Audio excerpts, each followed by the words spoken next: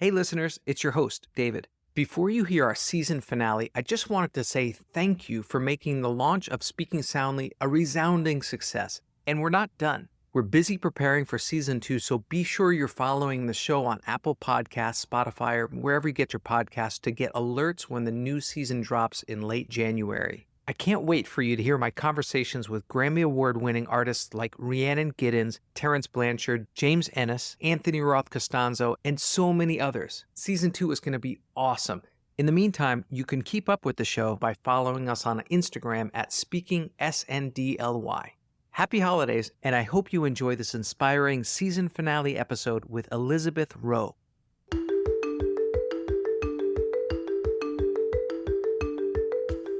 Performing in the spotlight is part of Elizabeth Rowe's high-profile position as Principal Flutist of the Boston Symphony Orchestra.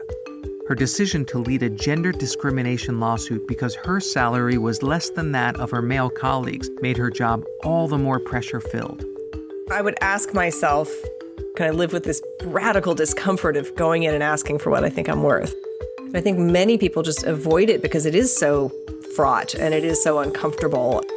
That was the hardest period of my professional life, without question.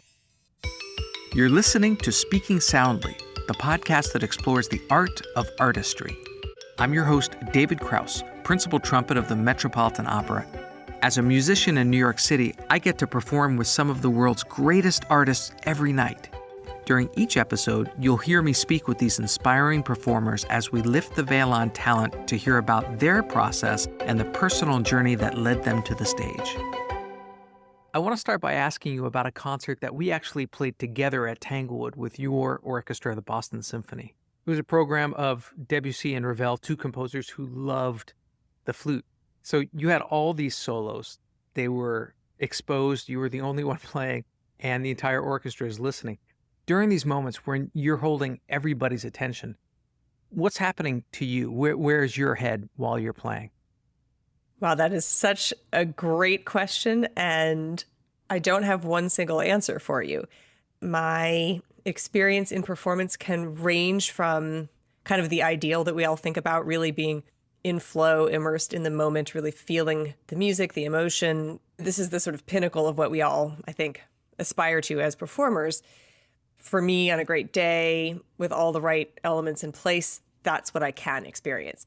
There are other times when I am fidgety, I am uncomfortable, my mind is distracted, I am feeling like my sound isn't quite working, I am struggling with my breath control. Like there's lots and lots of things that can happen. So my experience as a performer is all over the map, and I just try to do my best to stay in the moment and stay present. And during these solos, are you executing? Are you worried about the notes, or are you just as immersed in the performance as the listener is? Well, I think it's both. So, I mean, my definition of virtuosity really is that ability to create that sense of improvisation or freedom or absolute effortless expression. So any perception of effort that the audience perceives from me, I feel like is me not doing my job. Like my job is to make you feel like what I do is easy, it's effortless, it's just flowing. And oftentimes there's a tremendous amount of work on the back end that makes that happen. And so there's a lot of preparation, a lot of practice, and a lot of experience. I think of what we do as this alchemy of art and craft. And the craft part is the work to actually master and understand your instrument to the point where you can allow it to speak for you so that the artistic piece, the creative piece can be communicated.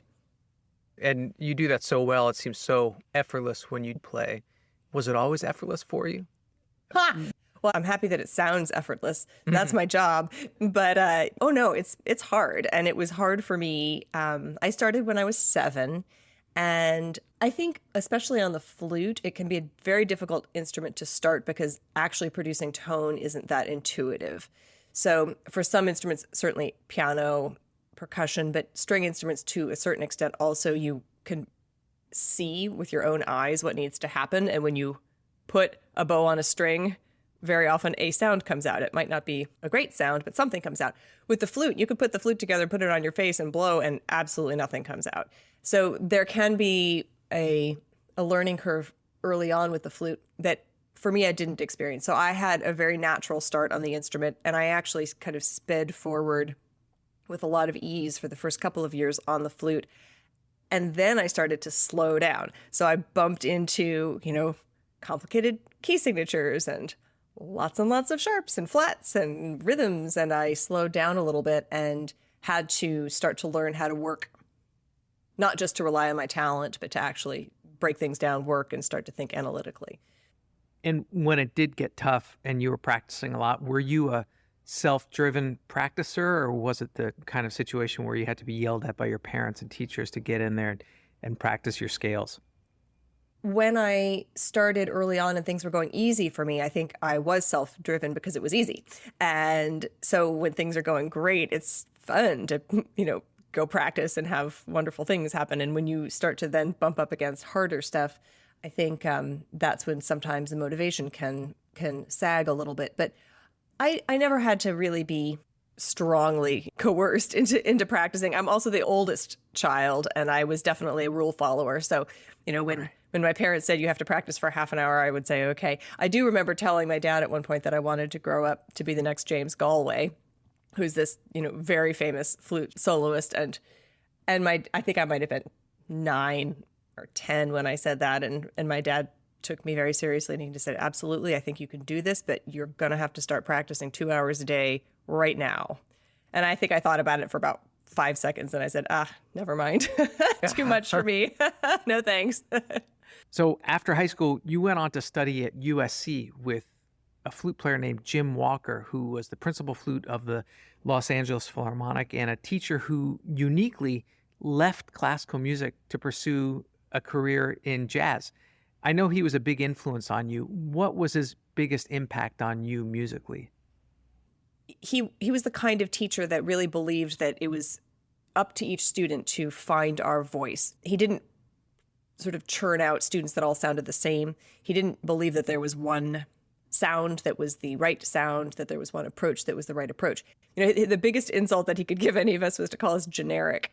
You play Mozart for him and he would say, it's great, it's a little generic. And I just felt like a knife in my heart. And I remember well into my 20s, his voice in my head saying, you need to have your sound. Like, your sound has to be something deeply personal and deeply specific to you. And it has to be compelling and convincing and persuasive. And I would wake up, every day and wonder, do I have my sound? And have I found my sound? And then there was this one day at some point in my 20s where I thought, you know what? I do. I have it. I have my sound, whatever that means. I don't really even know yet. But I want to ask about that, though. Is there a process of finding your sound?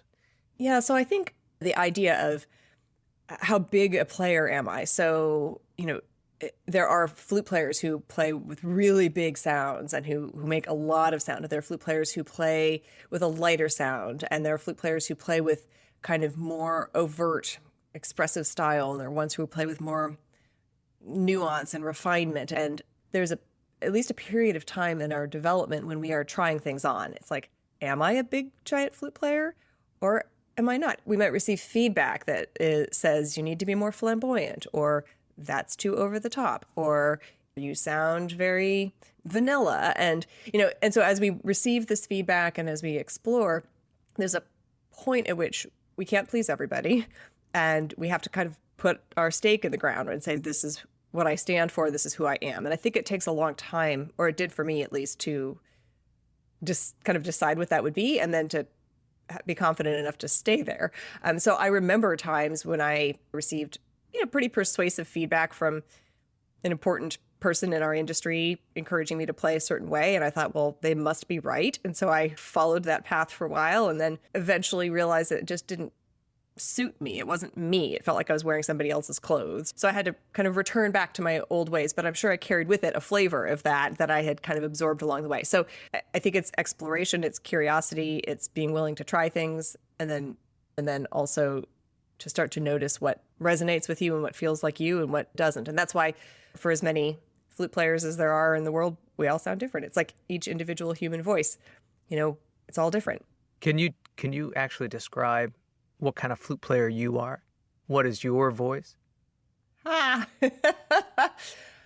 Gosh, I'm much more comfortable if somebody else would do that for me. I could talk about it from a technical point of view, and I could say that I have a very centered sound, and there's a warmth and a richness to my sound that is what I aspire to. I'm probably a more subtle player on that spectrum of subtle to effusive and highly expressive. See, this is making me very uncomfortable. I can hear it in my head, but I know. Thank you. I think. Are you an opera fan but love a good fantasy league? Does the fight song of your favorite sports team move you almost as much as Nessun Dorma? Well, look no further than Opera Box Score. The OBS team brings you all the news that's fit to chat about the intersection of organized play and orchestrated slay. Now, I have to tell you, they had me on last week to talk about my life as a musician in the Metropolitan Opera Orchestra and about the podcast. And these guys know everything about opera and sports, and they make it just as compelling as listening to a sports show. So I highly recommend you listen to that episode and check out their podcast, Opera Box Score, America's talk radio show about opera, period. Available wherever you get your pods. So, did you find that, generally speaking, your education, your formal education, prepared you for your career in music? Oh, well, yes and no. My particular undergrad experience was a little bit unique in that it was in Los Angeles. I was gigging and freelancing while I was in school. So I already had a lot of kind of professional experience at that point. So I was quite lucky in that way. Did it equip me for the politics within an orchestra, the interpersonal relationships and challenges, and the dealing with music directors, navigating all of that? Probably not. That's a whole different part of the equation, I think. Your audition in Boston was a blind one, meaning that the audition committee is completely behind a screen and can't see the person playing. I don't think there's another industry in the world that does this, but it's pretty much the norm in orchestras in the United States. Do you think that blind auditions really help level the playing field for gender and racial diversity within the orchestras? Well, so my audition was screened until the final round. It was not fully screened to the end. And I think that's a really important distinction, because I believe that most of the value of that screen is lost once we drop, it's self-explanatory, right? So the screen does do a great job in leveling the playing field for all the people who have historically been kept out of orchestral jobs, or whatever the sort of bias or prejudices that exists. So I think that we still have a lot of room to go in the industry, because we still are comfortable with this idea of removing the screen at a certain point. Right. And beyond the audition process itself, in terms of leveling the playing field, what other problems do you see that are out there that need to be solved? I will say there's a pretty easy one that appears to still be difficult, which is to get our acts together around pay and pay transparency and running some audits and figuring out why we pay people the way we do, and at least addressing and coming to terms with all the disparities that exist currently, and trying to bring our industry up to something remotely close to the standards that most of corporate America is adhering to at this point. It's kind of shocking that we are lagging corporate America in these ways. The question of hiring and having an orchestra that better represents the people that are in our communities, that's an interesting and hard question. And I think we have been avoiding it for a long time. I want to jump to 2018, when you led a gender discrimination lawsuit against your employer, the Boston Symphony Orchestra. Essentially, you found yourself at the top of your field, yet your pay was still substantially less than your male counterparts. I know you must have felt this coming for a long time. What prompted you to finally take action? So most women get to the point of filing a lawsuit as a last resort. So most people will have exhausted every other avenue, including repeated attempts privately with data, with evidence, with the law, all of that, to achieve some kind of a resolution privately. What really made this possible for me was When we think about the idea of equal pay, we think, okay, well, there's been an Equal Pay Act for a long time. There's a lot of subtlety in the law, and there are a lot of loopholes in the law, and there are a lot of ways in which what seems on its surface to be obvious about what are your legal rights, what is acceptable, what are acceptable criteria that an employer can use to pay people different amounts. When we start to move into the legal framework, it's quite interesting how many ways employers can kind of wiggle out of this. And so what happened in Massachusetts was actually in 2016, a new law was passed that essentially closed a lot of these loopholes and made it really clear to employers how they needed to look at pay, how they needed to measure equivalent positions in an organization, and all of that. And so I think one of the things that's sometimes lost in this conversation is that I was able to take this action specifically because I live in Massachusetts, and that we are at a more well-supported, more evolved position legally. Women are in this state than in most places in the country. There are only a few other states that have the kind of clarity that we have here about what is and isn't an appropriate reason to pay someone less than someone else. And so that was a big piece of it for me. And, I think speaking from our industry in general, we've gotten ourselves into a pretty muddy mess, really, for never having looked at this head on, and still, to my knowledge, not particularly thoroughly across our industry. And we've sort of gotten by with everything being behind closed doors. And, also I think an idea that we're all so appreciative to have these jobs, which we genuinely are. And it's an interesting situation that I think it's long overdue that we actually confront it and take a look at it. It's also uncomfortable. It's uncomfortable for everybody. When you advocated for yourself, that's not something that you learn in school. Did it come innately to you, or is it something that you really had to work on? Oh, absolutely not innate to me, even remotely. And I would ask myself, what can I live with? Can I live with myself if I don't advocate for myself? Or can I live with the discomfort, like this radical discomfort of going in and asking for what I think I'm worth? And they were both very uncomfortable for me. And I just came down on the side of I would rather live with the discomfort of advocating for myself than just avoid the thing altogether. And so it's not as if I would wake up and be like, oh, today's my day to go. Like, woohoo, I get to go ask for what I'm worth. Isn't this a wonderful day?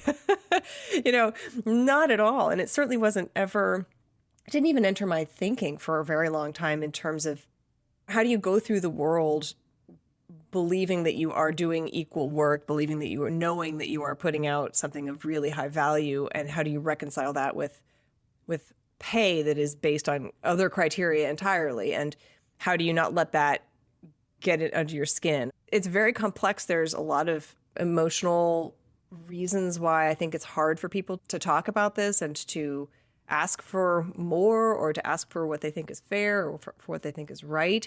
And I think many people just avoid it because it is so fraught and it is so uncomfortable, and we aren't taught or trained how to do it either. So no, it by no means came or comes naturally to me. I couldn't imagine going through this process in the first place, but then also going to work during it and sitting down with the orchestra and making music. What was this time like for you? Well, I mean, I will say that was the hardest period of my professional life as a performer, without question. I also really delivered. I mean, I had to. It's like every single performance was really, I felt like it was a referendum on whether I was actually worth what I thought I was worth or what I said I was worth. And so that's a degree of pressure that was higher than I've ever experienced.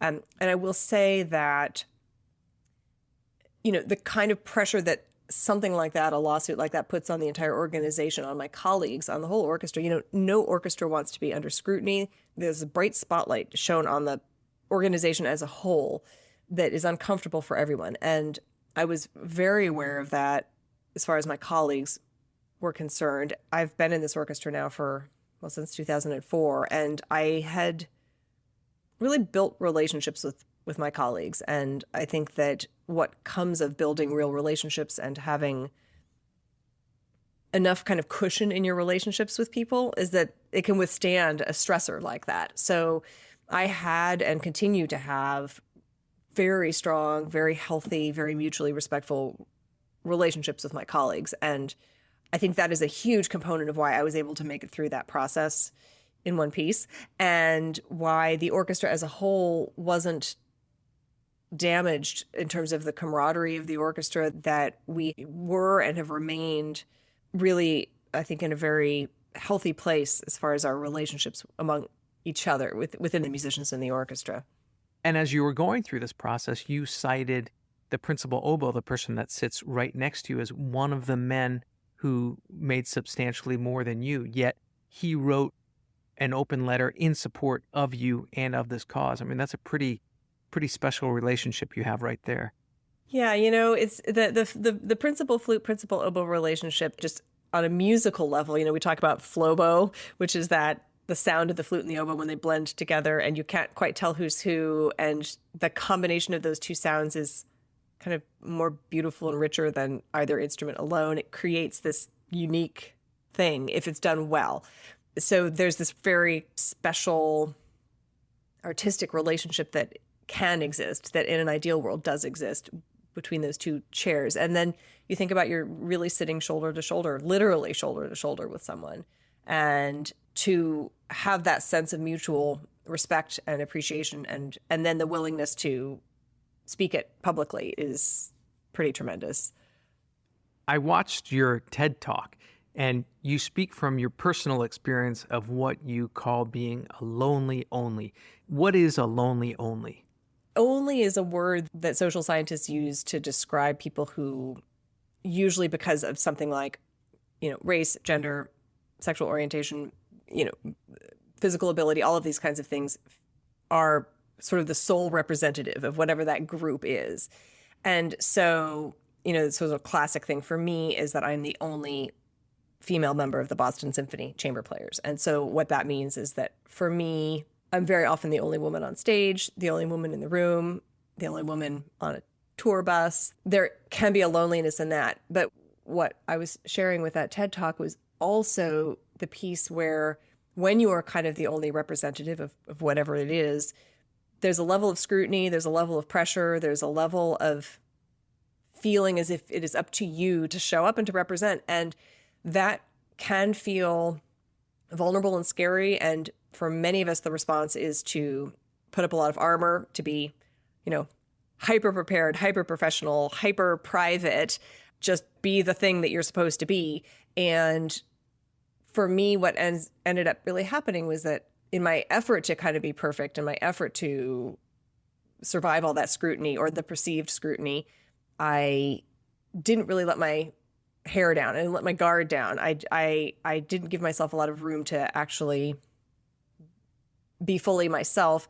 And I also kind of had this idea that nobody could really understand what I was going through because I was the only one.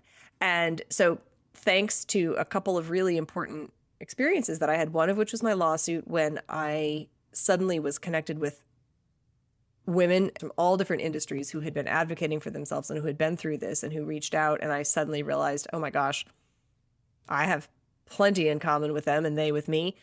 That was very powerful. And then also a really moving experience that I had with younger classical musicians, where I was lucky enough to be in the room with this group of younger women, some of us who were farther along in our careers, talking about some of the challenges within our industry. And I had this very strong sense that what they needed from me was not at all for me to be perfect, but to actually talk about what's hard, about the things that I've struggled with, about my failures, about all of that, so that we could see each other in that and that sort of break down some of those barriers. So I had these experiences in this last decade of my life that have really allowed me to start to drop some of that armor, which was both keeping me safe, but also keeping me kind of isolated and lonelier. So that was what I was hoping to share in that TED Talk. And, it's a work in progress. It's hard because our job is to present something that is darn near,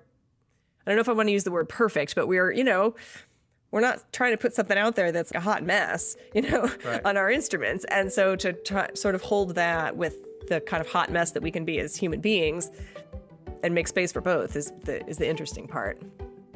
I hope you enjoyed this episode of Speaking Soundly. Be sure to subscribe, rate us, and leave a review wherever you get your podcasts. To keep up on future episodes, follow me on Instagram at David Krauss Trumpet and go to our website, artfulnarrativesmedia.com, for show notes, links, and information on all of our guests.